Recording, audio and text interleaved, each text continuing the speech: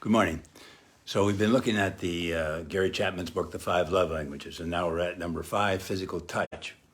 He starts out the chapter by saying, we have long known that physical touch is a way of communicating emotional love. Numerous research projects in the area of child development have made that conclusion. Babies who are held, hugged, and kissed develop a healthier emotional life than those who are left alone for long periods without physical contact. And he goes on to say that physical touch is also a powerful vehicle for communicating marital love. Holding hands, kissing, embracing, and sexual intercourse are all ways of communicating emotional love to one's spouse. And obviously for some individuals, physical touch is their primary love language. Without it, they feel unloved. With it, their emotional tank is filled and they feel secure in the love of their spouse. And of the 5 senses, touching, unlike the other 4, is not limited to one localized area of the body.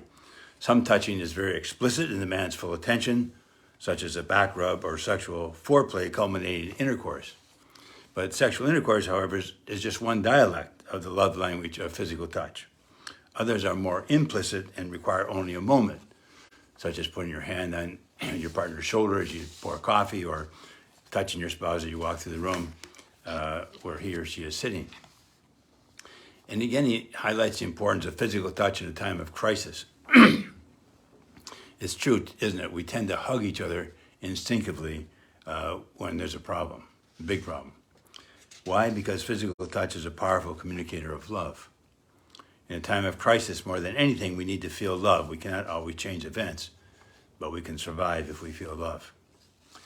And then the last part of the chapter, he delineates the story of a couple that they figured out the love languages sort of 20 years ago, but then they attended one of Chapman's seminars, and here's what the fellow said to him after.